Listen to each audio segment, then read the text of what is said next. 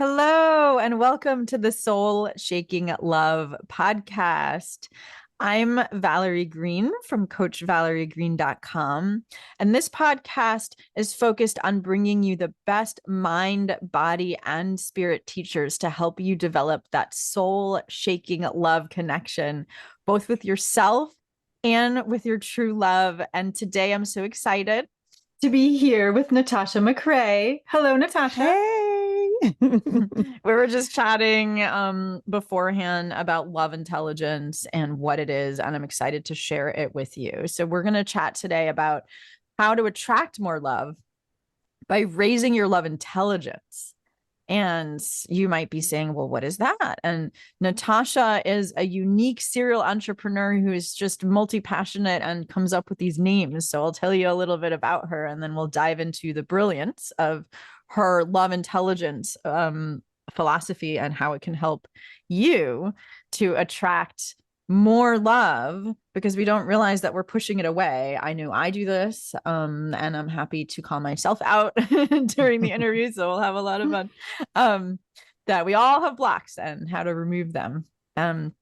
So just a little bit more about Natasha, that she has just started multiple companies, and her most recent one is the Love CEO Institute, which is a personal development company for women in all areas of their lives. But she's most passionate about her ability to help women find peace, pleasure, and success by using the love intelligence method that she's developed. And she's had a one-woman show called The Evolution of a Love Addict. And she uses all her tools on herself. And I'm really excited to talk about your story, Natasha, and how you have really allowed yourself to remove your own blocks to experiencing the love that you deserve in your life. So yeah, let's just first talk about what is love intelligence and a little bit about how you discovered it. So love intelligence, I've definitely have used and infused my life and came to this place through a journey. It's an array of characteristics and behaviors that display compassion for yourself, for others. It's the ability to perceive, understand, express, and receive love. And those sound very simple, but like you said, we all have blocks. I know I have had and still do have blocks I'm uncovering, like the onion peeling. I know. The onion is a poignant metaphor. Yeah, totally. All the time. And so it's a journey that we're on. And there's 5 main characteristics where self-awareness, self-compassion, empathy, expression, and receiving. Those are the main core pillars of love intelligence that we are all born with. So this is not something that you have to go find. I would say it's something that you're going to excavate and reconnect to. For me, it was just over years. I had the show Evolution of a Love Addict, and literally I was a love addict. Yeah. I was looking for love. I was running from love. That's like this crazy cycle. You're looking for love and running from love at the same time. Oh, that completely. Yep. It's like, come here, go away. Come here, go away. Yeah. The love tango. I mastered the love tango. I even find myself sometimes being a love addict. I find myself sometimes still doing that in my marriage. And I'm like, okay, breathe, stop. So it does not stay, just over the years of using these methodologies. So when I started Love CEO Institute, I started teaching a lot of the things that I had learned. And over the years, I began to develop this system. I systematized this because I'm such a creative, but I'm also a left brainy, where I want to put a analytical approach to love. And I feel like this was bridging the gap for me to be able to systematize it, because most of the time there isn't something that's tangible when we speak about love. There's, half of the population is still going, what is love? What is love exactly? We're true. Not taught that. Love is one of those words where we're like, oh, I love my mother and I love my husband and I love chocolate ice cream. Yeah. And what does that mean? Right. So yeah, what does it all mean? go right ahead and ask you that question. How do you define love as an intelligence? And then we can talk about those 5 components. And then, of course, I'm interested to hear what's been the most transformative moment for you in discovering your love intelligence. And we can weave that into different examples. So it's just fun to wrap our minds around love intelligence. The journey is exciting. At least I consider the journey to be so exciting. But the characteristics of love. So as being a love addict, I got obsessed with what is love. And so I've read tons of books and was researching. And I went back to Corinthians, that Bible verse that everybody says at weddings, but no one really understands because they just think it sounds cute. Love is patient, love is kind. And so I just looked at it from an analytical approach, not from more of a scientific, looking at it from a scientific, I guess, way or filter. And I took patience, kindness, honor, forgiveness, protection, trust, hope, and perseverance. And then I went straight to the Webster Dictionary and I said, okay, what are these things? And this became the blueprint for me to, 1, show myself love, 2, wonder, is someone loving me? Is this good enough? So is this person being patient with me? Am I being patient with myself? The capacity to accept or tolerate, or delay. And so then I would ask kindness. Am I being friendly to myself and generous and considerate? Is this person being friendly and considerate to me? Honoring. Am I being put first? Do I honor myself or do I give everybody the best parts of me away? Forgiveness. Can I forgive myself daily? Is there someone that I'm with that's holding a grudge and resentful? Protecting. Are they keeping me safe? Am I keeping myself safe? Because there's a lot of times I've done things that I know, is going to be harmful, even if it's simply to my heart. And then trust, hope, perseverance. And so I took these characteristics and began to look at them and say, what does that look like in my life? Patience in my life looks like not beating myself up for this goal that I set and missed the deadline, or not beating myself up because I'm healing and I wasn't healing as fast as I wanted myself to heal. Honor. Is my self-care on point? Am I trying to give from an empty cup to people, or am I pouring into my cup that it overflows so much that I'm giving from the overflow? So I literally spent a lot of time massaging this. And I have a Loving Yourself to Love course. And that was the very first thing that I taught, because I went, why isn't anyone teaching us what love is? Exactly. It's an action. Exactly. Yep. Love is a verb. I mean, it's many things. And I think that's one of the reasons why it's so nebulous to teach about love, because it's many, many things, because it's not just a verb. It's not just a feeling. And it's not just an idea, and it's not just a value. It's all of those things, and a belief system. But what you're saying, which is so important, is that the only way that you can know if you are experiencing love is through either giving or receiving and then experiencing it. And that is done through actions, or receiving is not passive, right? Yeah. It is an active level. Like, he doesn't know what it is that you want unless you, first of all, imagine receiving it and believe you deserve receiving it, and then visualize receiving it and it feels good, and then you're ready to ask for it, right? Otherwise, if you don't believe you deserve it, then you'll push it away. And so those are our inner blocks, right? I'm sure that's a component of it. Yeah. You have to be open to receiving the good life, open to being in the good. I'm going to call it the good life, the feel good method. This can feel good. We have an aversion. Pleasure anxiety is like huge. It's depending on, trauma, but also just life experiences.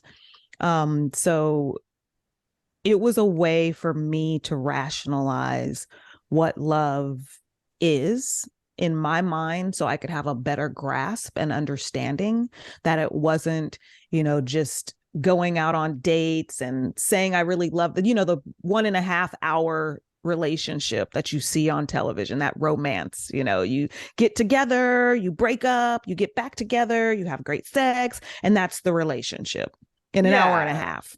Well, and that's meant to make you feel excitement of the drama, right? Which is entertaining, but it's not love, it's entertainment. No. And that's what we think love is, because we see examples and stories on, entertainment mediums. And unfortunately, most of us don't have examples of healthy love that we can turn to in our friends and family and say, I want to emulate this person's relationship. And so, of course, that's why we need teachers to say, hey, these are the components of love. And so I love it sounds like what you're saying is that you take each of these components, patience and honoring, for example, and you ask yourself first, how do I know that I'm being patient with myself?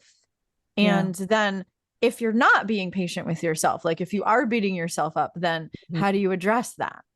Yeah, that's exactly what you do.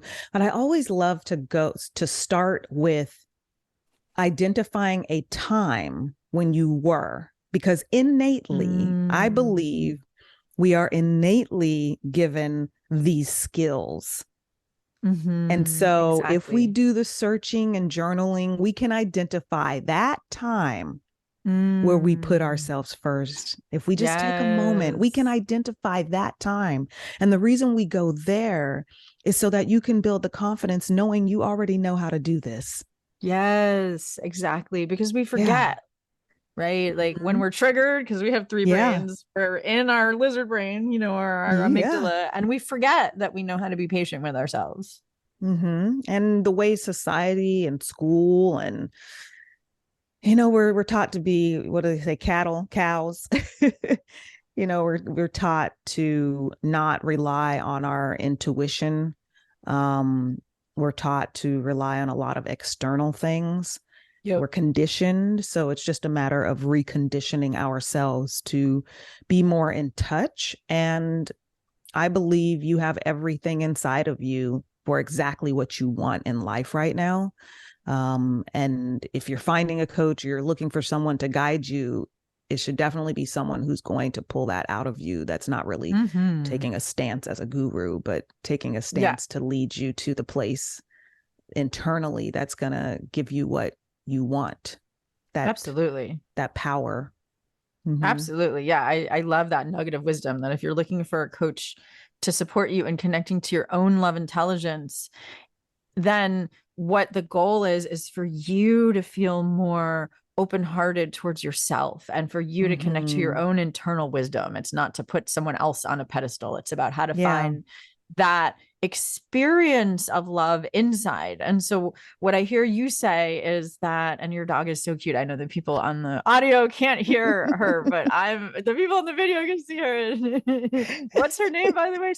Her name is Moolah. I just hope she doesn't bark.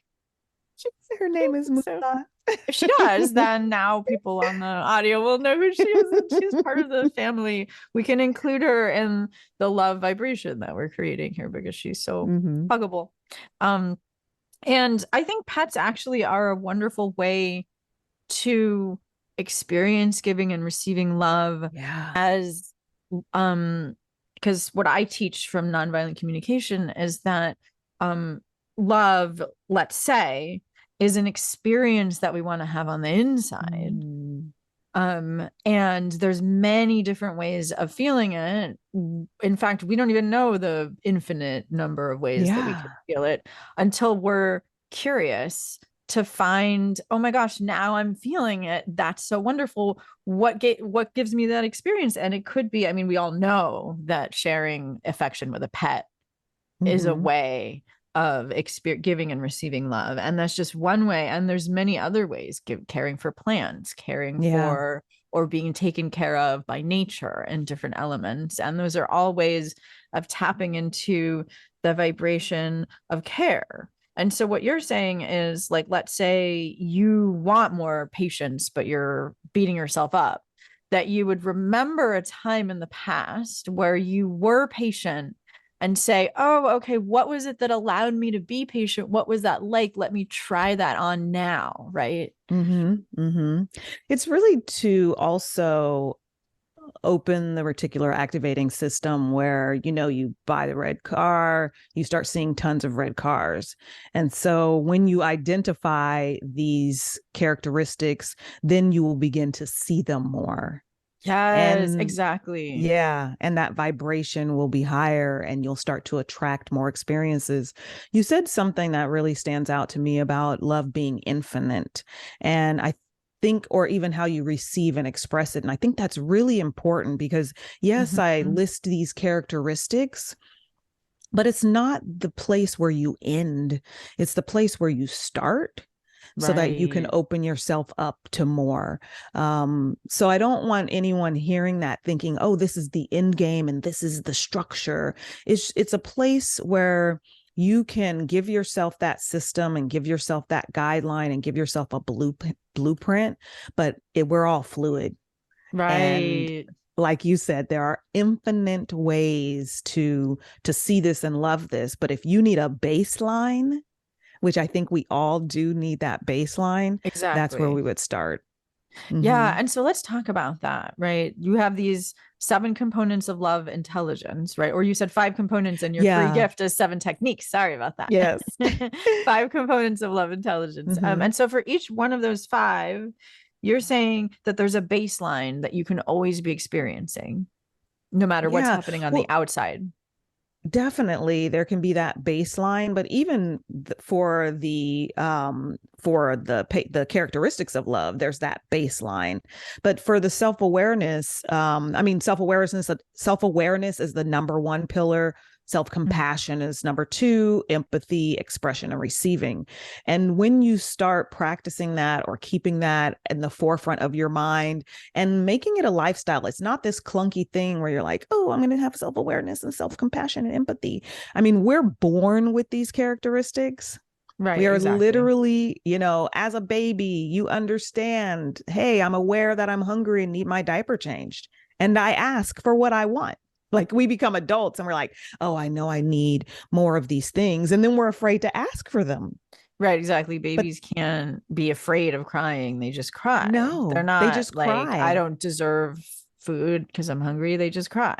Yeah. And they give themselves comfort. Self-compassion is finding a way to give yourself comfort. A baby needs comforting, they start sucking their thumb. So how do we find comfort in our lives? And there's nothing wrong with that. There's nothing wrong with you understanding you want something or need something and you providing that. It's between you and God, you and your, your what's out there, what you believe in that's bigger than yourself to take care of your own basic needs. And so how do you give yourself that compassion? And then even with empathy, they did studies and felt like kids didn't learn empathy until they were about 2 years old, but now they can go back to even smaller than that. With under at the age of 6 months, where if another kid is crying or if your parent is crying, the baby responds to that. Oh yeah, they can feel empathically what other people are feeling. They might not know what the words are, or what the that this is me and this is you, but they can feel it. Yes. And the way that you can even have more empathy for others is if you have empathy for yourself. And that's why like self-care is such a huge component of everything that I teach. And then expression, there's no reason to learn something if you're not expressing it. I just, I'm like, there has to come a time where you're going to have that expression for yourself, that expression even for others. It's like that. You don't want to be that person who has a secret crush on themselves and never acts on it. It's like, I got a secret crush on myself for self-care, but I'm never expressing it. I really want to have self-care. And I've been there. So I'm really talking about, myself. I don't ever want anyone to think I'm standing on a pedestal here. Yes, of course. And then that receiving. So there is that baseline and you have to figure out what that baseline is for yourself. And that baseline changes over time. because I have worked with some clients and their baseline of self-care is 10 minutes a day, closing the door. Now, I have some other clients, and my self-care baseline is meditation, is making sure I have my water. I have a baseline of self-care that is beautiful, but it's become a lifestyle. But when we're leading someone into a new way of believing or expressing or rediscovering, sometimes that baseline may be really small, but it's being intentional. That intentional expression is so important, and that can become the baseline. Yeah, I think what you're saying is so important. It's the intention and then the quality of the action that you take to meet your own needs, and you actually receiving it so that you feel your heart opening and that you're receiving love, whatever that means to you. That quality of experience is more important than how many times you do it per day, right? Like that if you only have a minute to open your heart and say, do a loving kindness meditation. May I be happy. May I be peaceful. Right. And I'm not going to do it right now because there's so many things we can talk about. But even just pausing and asking yourself, how do I feel when I just say those two affirmations to myself? There's a slight little shift in my openness in my heart when I say that. I just feel like I'm 20% more open than I was before I said, may I be peaceful. Right. Because I'm looking for, like, what you meant by the reticular activating system is if you're looking for that sense of peace on the inside, like, I know I've felt it before. It feels like an inner spaciousness and inner warmth. And I kind of sense like the color red right now when I dive into it, which I know is cliche, but who cares? Right. And then that's how I know that I'm feeling it is I'm experiencing it with my senses, right? Which is what you're talking about remember a time when you did, right? Because it's kind of a hack to experience it on the inside, which is what we mean that it's abundant, right? Because it's available anytime, right? Is that what you're saying? It is available anytime. It's available anytime. You have access. Right. Like nobody else can cut you off from feeling loved. Just because my husband is upset at me right now, which he's not, by the way. But as an example, right? Like there's times that he is, of course. And then I can feel like he doesn't love me, but that's not true. It's just that he's angry. So he's closing his heart at the moment, right? He has feelings and needs. I have feelings and needs. Do I still accept myself for having my feelings? Right? Can I have self-compassion and empathy such that then I can fill myself up and come from a positive place and then give compassion and empathy to him, right? So that we can work it out. That's how I would not think that it has to come from him, right? I can give it to myself. So maybe we can come up with some examples that really help people put that into practice. Like, what would you say blocks you from feeling love? And then how do you use love intelligence to tap back into it? I always think of the Gandhi saying, be the change you want to see in the world. And I add that to be the love you wish to receive. And usually what I've seen happen, and even for myself, what prevents me from feeling love or blocks me from feeling love is what you just explained, thinking that it's coming from somewhere externally. If we are generating love ourselves, we know we're always going to feel that way. And when you feel that way, that's what you're going to attract. So oftentimes being in survival mode will block you. Feeling like there is lack,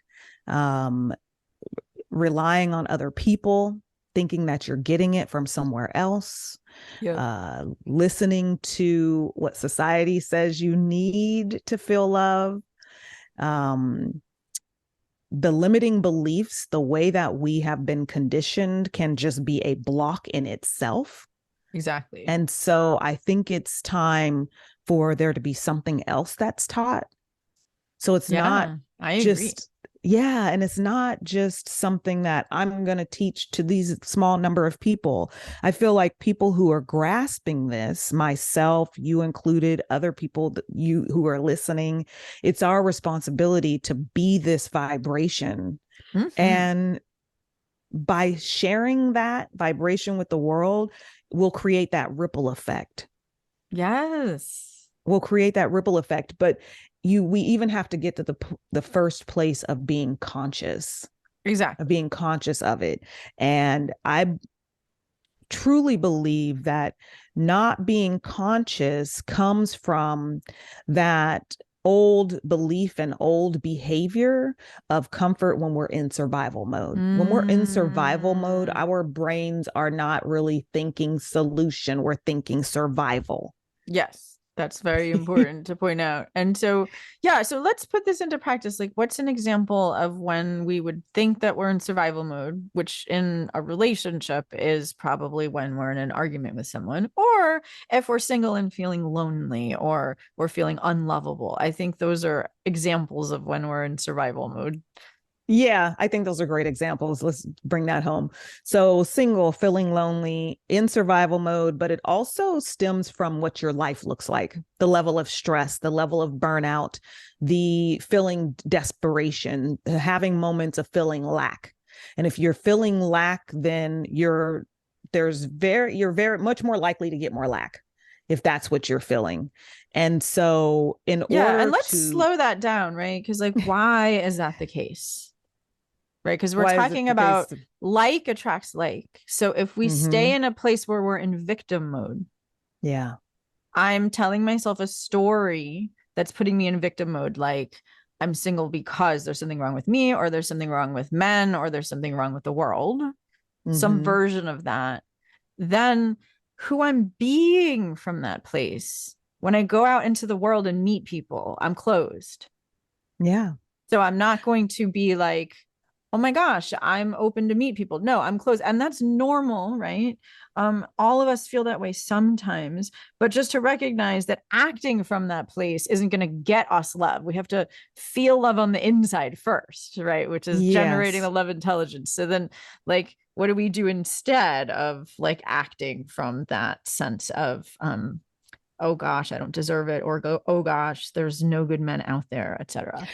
I mean, here's a beautiful example. Um, I'm not going to say any names, and I won't say the year either, so that people listening won't any people I know listening. So I Yeah. went somewhere with someone, and we were out, and we were sitting on a bench, people watching. We were waiting to go into a restaurant, and there were gentlemen who were going by, and we're in Los Angeles, and this person a friend of mine was sitting there and we're watching this person go by and they were like, oh, I bet he doesn't like any black women. Like even just kind of that's what she said. And because that's a thing in LA. People think that's a thing in LA. And I don't know. But so she's sitting there and he walks by and nods and I just smile and nod. But I thought to myself, that energy that she had by saying that, Oh yeah, if that's he really negative. was interested in black women, your energy and your face said don't talk to me. Exactly. Exactly. Because That's you're what so your face said. close to it. You're so convinced, which is Yes. a really hurtful belief on many levels, of course. Yes, it is a very hurtful belief.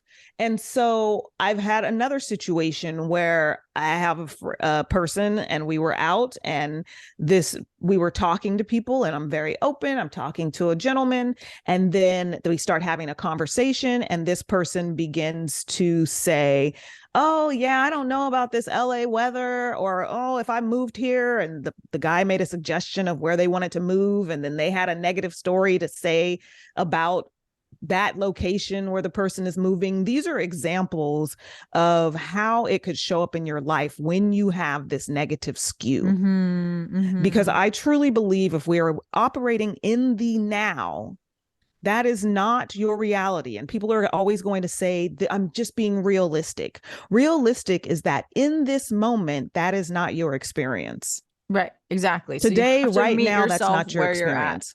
Right. Like meet So, yourself where you're at, accept yourself where you're at. I'm feeling lonely, for example. so fast forward. If we identify, we got to do a little soul searching. We have to do a little bit of inventory. We must identify the thoughts that roll through our mind on a regular basis. Identify what are those thoughts. And when you identify those thoughts, you are the one who can control them. They do not control you. So, based Mm-hmm. on your life experiences, you've been thinking this for such a long time. So, based on your life experiences, you're like, oh, I have this negative thought. Yes, that was a reality for me. I was in that situation. Maybe a guy did say that to you. I don't know. But that's not your reality in this moment. So, based on that thought, it's your responsibility to create a new positive train of thought. I call it the positive truth. Negative Yes. thoughts, positive truths. I like it. So, once you identify that positive truth, then the negative thought, you can't, turning off the thoughts, it's not going to happen like a faucet. So the minute that negative thought comes to your mind, let's say I'm going to, the friend who said, oh, he probably only likes Black women. Positive truth about that is there are tons of Black men in LA who love Black women. Like, you know what I mean? Like, if that's Yeah. your Or thing. like, how do I know? Like, I don't know anything about him, right? Like, how do I know that's true? I don't know anything about him. I'm going to stay open.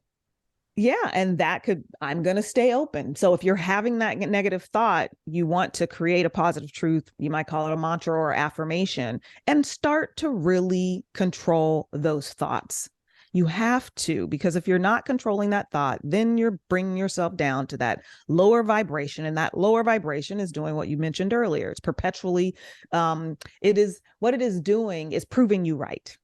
Mm-hmm. I Your thoughts are your absolutely genie. They're going to prove you agree. right. Like, right. Like, if you ask yourself a question, you'll get an answer. If you ask yourself, what's wrong with me? Guess what? Your mind will answer. And is that helpful? No. And if you ask Mm-hmm. yourself, what will it take for me to be open? Well, guess what? Your mind will answer. Right. And you'll be like, oh my Yeah. gosh, I need to take some deep breaths. Mm-hmm.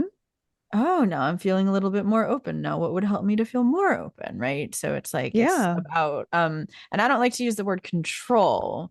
I like to use the word choosing what thoughts you believe I because the love that. thoughts are just going to happen, but you don't have to believe all of them. It's just kind of like trains going by. Are you going to get on every track? No, you're only going to get on the train that takes you where you want to go. Right. It's choices. It is Mm-hmm. choices because they will come up. We're fluid. Yep. You know, Yep. we aren't robots. Yep. We're gonna have feelings.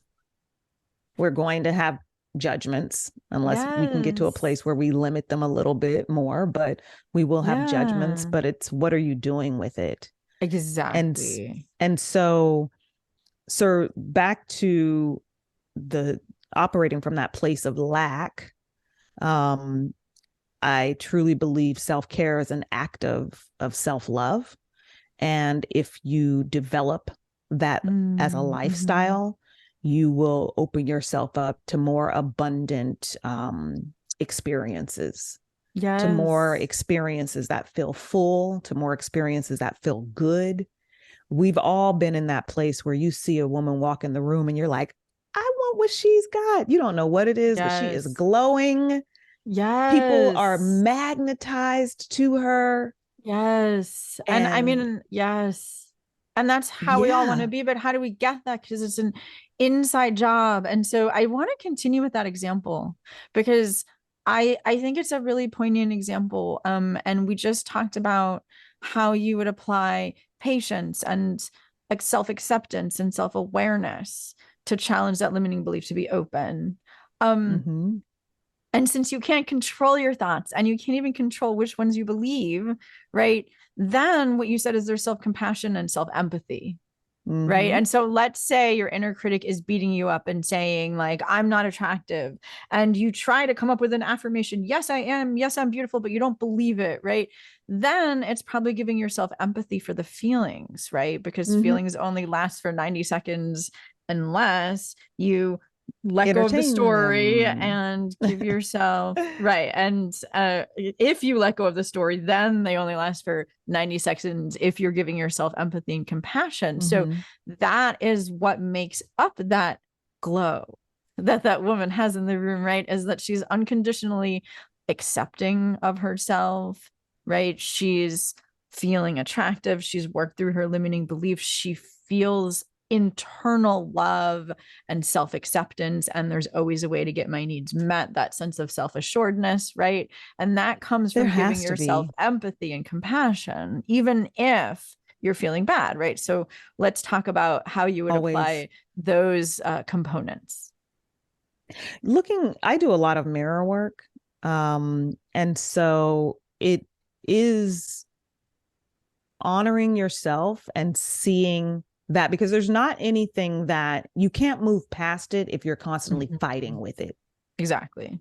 If you're constantly fighting with it, you're like, you have to hold on to something to fight, right? And Exactly. so, yeah. So in the times when I did feel like, I always joke with people, I was like, I felt like I was chopped liver. Some people might think liver is amazing, but I felt like I was chopped liver. I did not feel attractive. I did not feel like people were interested in me.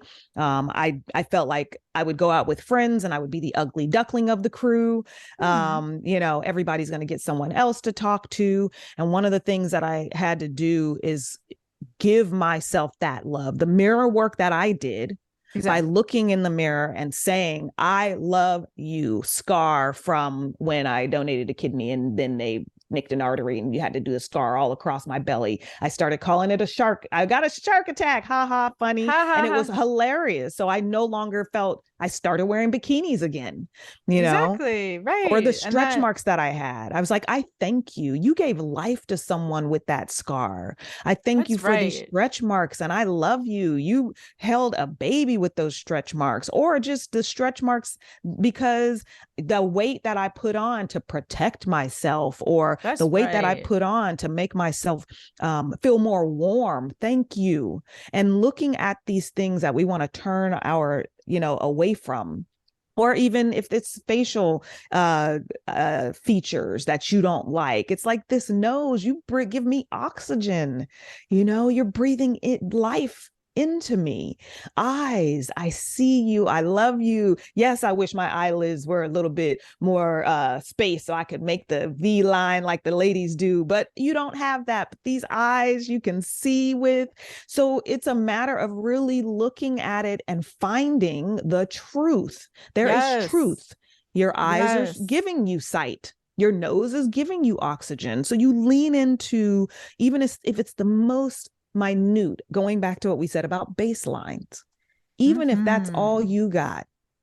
Gratitude today is that there's air in your lungs.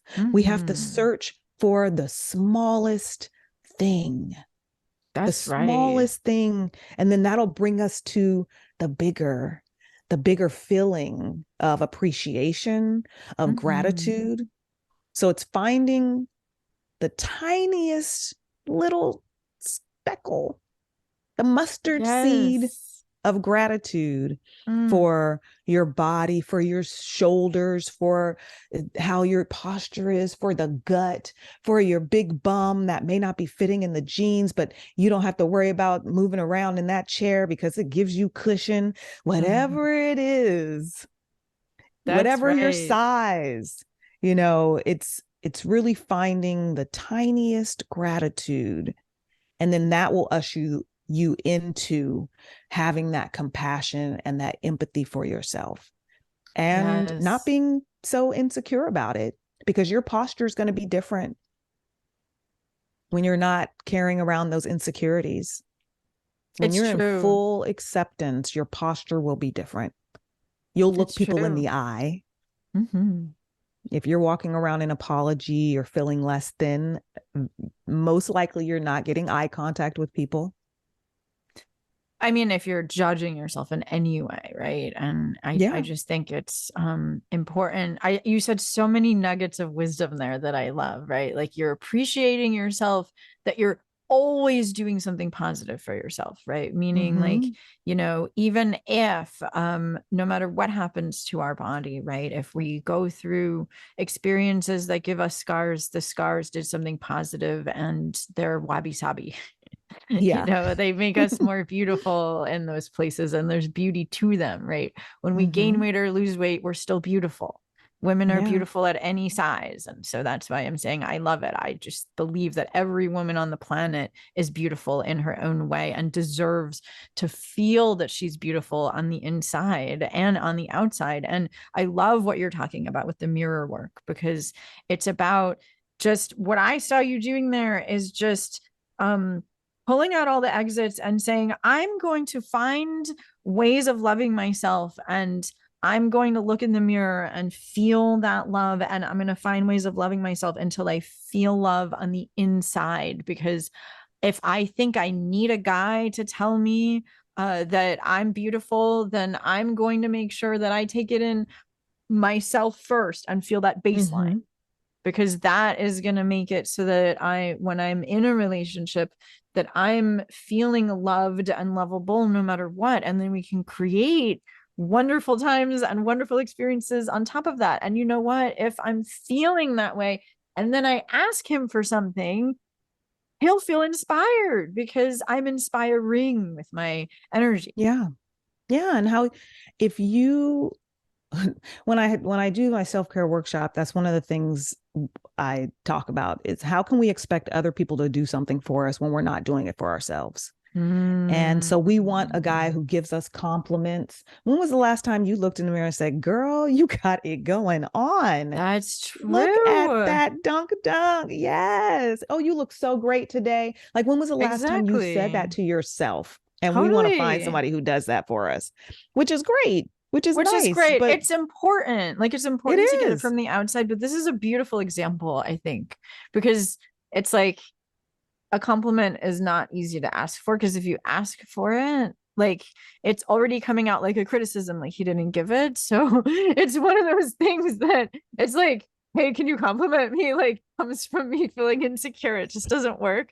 Right. You But it's know, like the way to do it is to give it to yourself first. Like, if we really, because I do this all the time, like, not because I want to get something from him, but because I want to feel beautiful, I'll look in the mirror and be like, okay, what do I think is beautiful about myself mm-hmm. today? I really like my smile today, or I really like, the light in my eyes this morning, or whatever it is. And then I'm feeling good about myself. And then I notice he compliments me. Yes, because it is an example of how to treat you. Right, If right. Because you I'm get with giving it to myself. someone, Right. yes, if you interact with someone, we've all had that. You've had it with your teachers in college or school. There's one teacher who requires a lot from you, and there's another teacher who doesn't. And guess what teacher you really show up for?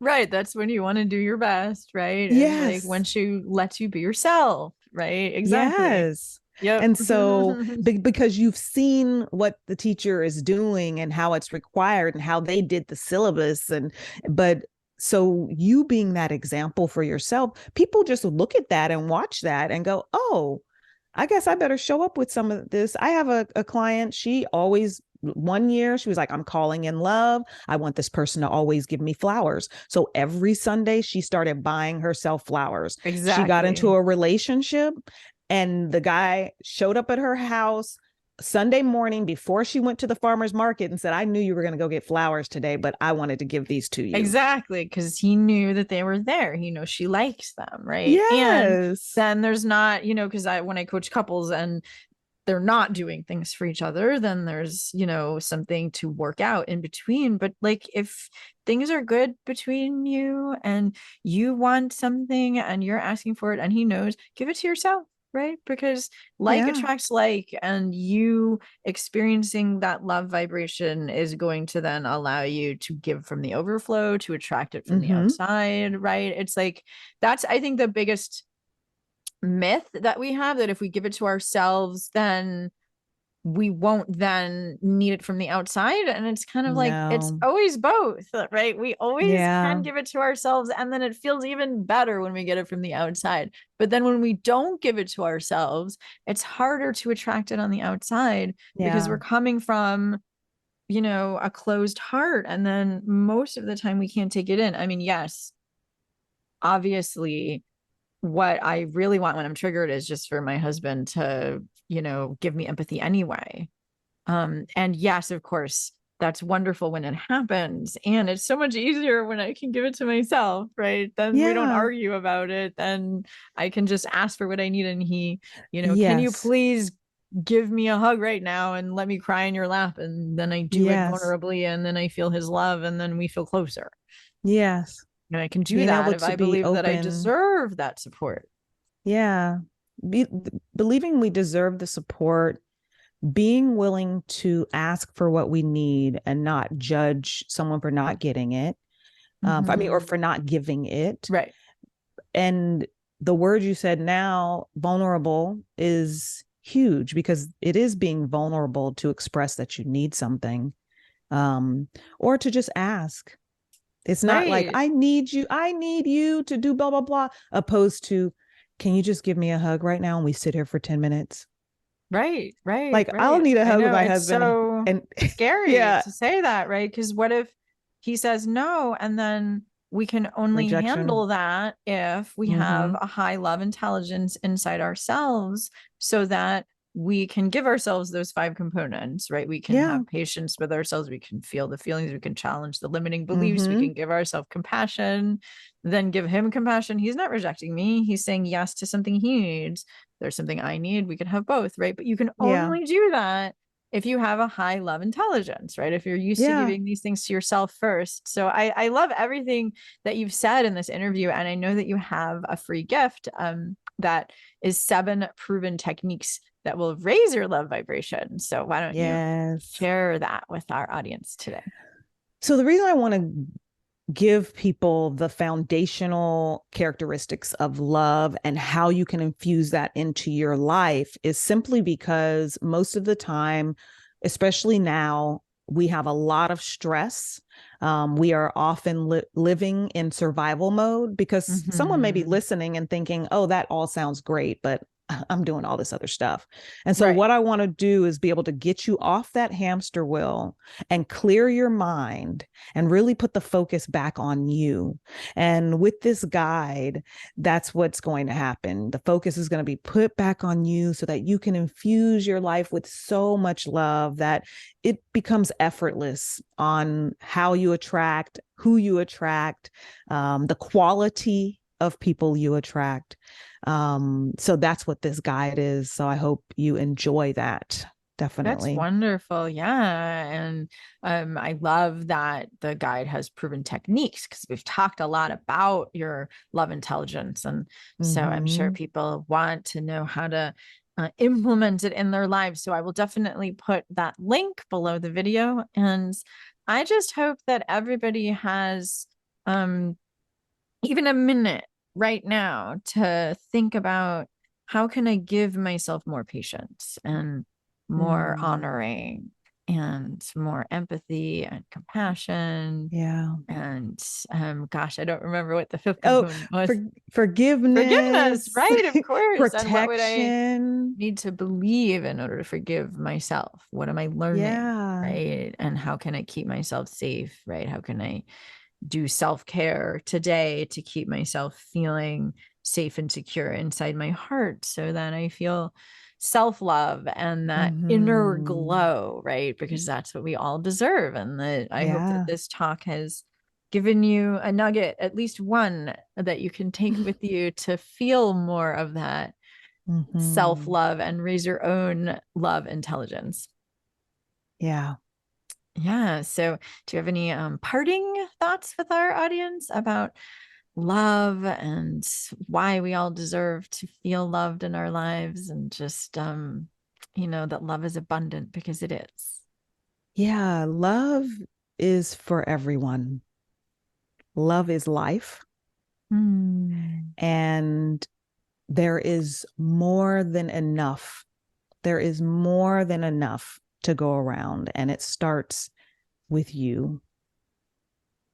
It starts with you, and you deserve it. That's right.